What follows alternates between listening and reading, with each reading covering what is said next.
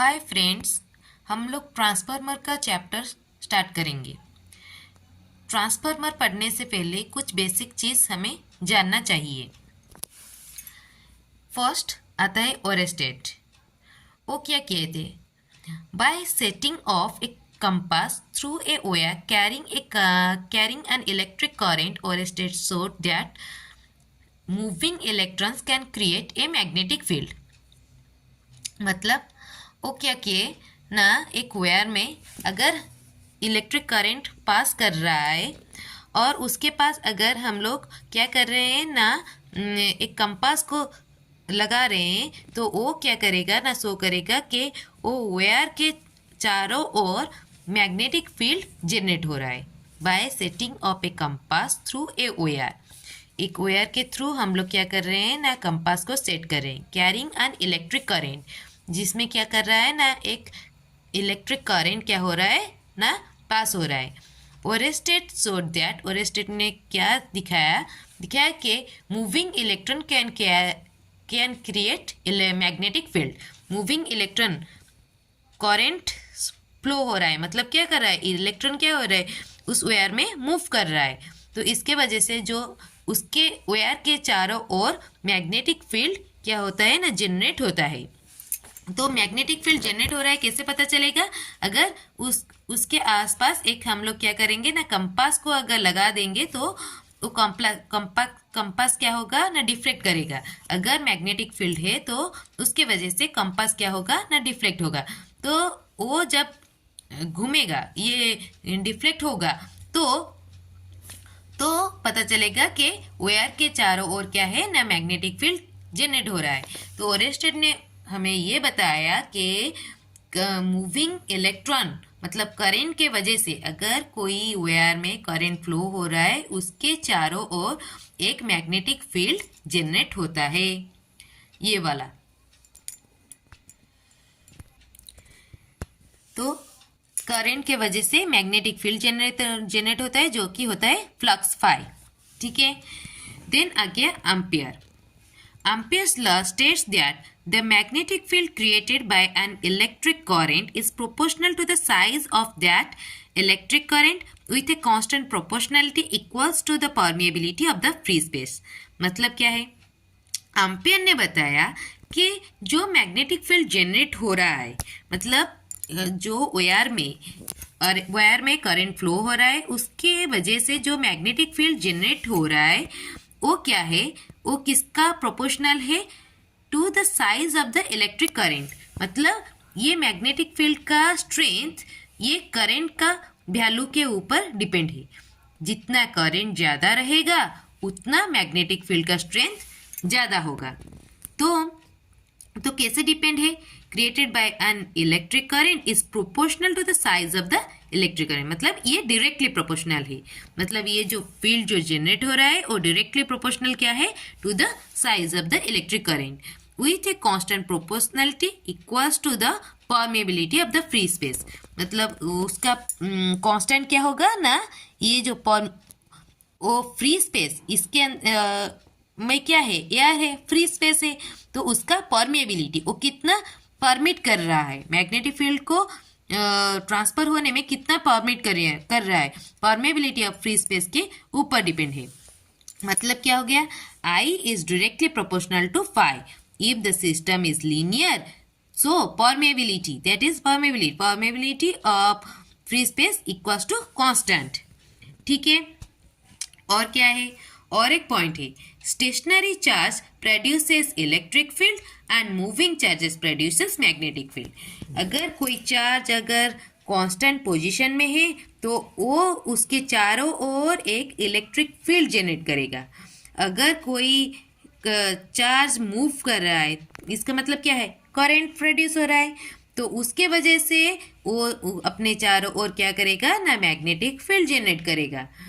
ओरेस्टेट ने बताया कि ये करंट के वजह से अगर कोई वायर में करंट फ्लो हो रहा है, उसके चारों ओर एक मैग्नेटिक फील्ड जनरेट हो रहा है।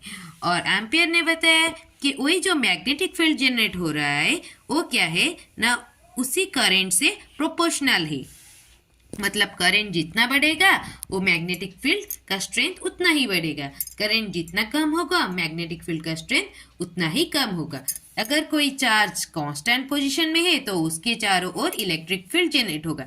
इलेक्ट्रिक फील्ड कांस्टेंट चार्ज की वजह से होता है, स्टेशनरी चार्ज की वजह से होता है, और मैग्नेटिक फील्ड कैसे जनरेट होता है, मूविंग चार्ज की वजह से। ठीक है, थर्ड कॉन्सेप्ट आ गया फैराडेज। फैराडे ने अभी क्या बोला, an EMF is induced in a conductor whenever the magnetic flux linkage through the conductor changes। मतलब क्या है, कंडक्टर में एक EMF इंड्यूस होगा। कब EMF इंड्यूस होगा, जब वो कंडक्टर मैग्नेटिक फ्लक्स उसके साथ जो मैग्नेटिक फ्लक्स लिंक हो रहा है अगर वो चेंज होगा, तब चेंजिंग ऑफ मैग्नेटिक फ्लक्स जब होगा through which is linking through the conductor, जब होगा तब क्या होगा ना, उस कंडक्टर में एक EMF जनरेट होगा। Faraday's law state that the magnitude of the induced EMF in a conductor is directly proportional to the rate of change of magnetic flux linkage। तो पहले जानते हैं क्या होता है। इधर एक कॉइल है, इसमें कोई भी करंट फ्लो नहीं हो रहा है, बस ये कॉइल को हम लोग क्या कर रहे हैं ना, इधर एक मैग्नेटिक फील्ड है, इस मैग्नेटिक फील्ड के अंदर हम लोग क्या कर रहे हैं ना, मूव कर रहे हैं, शिफ्ट कर रहे हैं। तो क्या होगा, ये मैग्नेटिक फील्ड क्या हो रहा है ना, मतलब ऐसे जा रहा है, ये किताब के अंदर कॉपी के अंदर जा रहा है, परपेंडिकुलरली कॉपी के अंदर जा रहा है, ऊपर से लेके नीचे तक जा रहा है। तो इसके अंदर हम लोग क्या कर रहे हैं ना, एक कॉइल को ऐसे मूव कर रहे हैं, एक कॉइल को ऐसे मूव कर रहे हैं। तो ये कॉइल में ये मैग्नेटिक फील्ड क्या हो रहा है, लिंक हो रहा है, और ये कॉइल क्या कर रहा है, मूव कर रहा है। तो इसके मूवमेंट के वजह से चेंज ऑफ मैग्नेटिक फील्ड क्या हो रहा है ना, इस कॉइल में लिंक हो रहा है। तो जो रेट में ये क्या हो रहा है ना, मैग्नेटिक फील्ड इसके साथ लिंक हो रहा है, तो उसके वजह से एक EMF इसके अंदर इसके अक्रॉस में जनरेट होगा। तो उसके वजह से वो जो EMF जनरेट हुआ उसके वजह से इसमें एक करंट फ्लो हुआ, इसको बोलते हैं इंड्यूस्ड करंट। ठीक है, तो वही फैराडे ने यही बोला कि अगर कोई कंडक्टर में कोई magnetic flux linkage, changing of magnetic flux अगर क्या हो रहा है ना, लिंक हो रहा है कंडक्टर में, ये मैग्नेटिक फ्लक्स क्या हो गया, चेंज हुआ। क्यों हुआ, क्योंकि ये कंडक्टर मूव कर रहा है। इधर कंडक्टर को कांस्टेंट रखो, फील्ड को चेंज करो, या फिर फील्ड को कांस्टेंट रखो, कंडक्टर को चेंज करो। तो क्या हो रहा है ना, चेंजिंग ऑफ मैग्नेटिक फ्लक्स जब होगा तो वो कंडक्टर में एक EMF जनरेट होगा।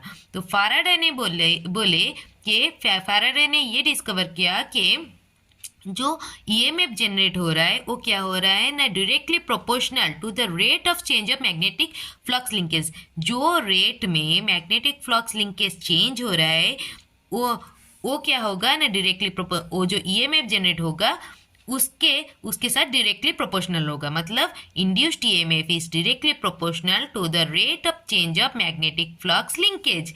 मतलब जो रेट में मैग्नेटिक फ्लक्स चेंज हो रहा है उसके साथ क्या होगा ना, ये डायरेक्टली प्रोपोर्शनल है।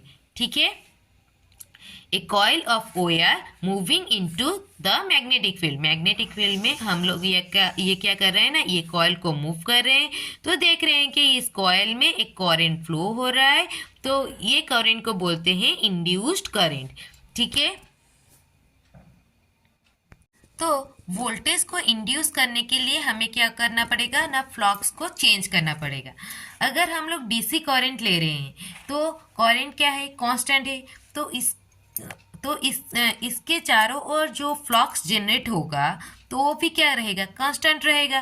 तो rate of change of flux क्या हो गया ना, 0 हो गया, क्योंकि d∅dt, इधर फाई अगर कांस्टेंट रह गया तो क्या हो जाएगा, तो ये क्या होगा, d∅dt क्या हो जाएगा, 0 हो जाएगा। तो induced EMF in the DC current will be 0।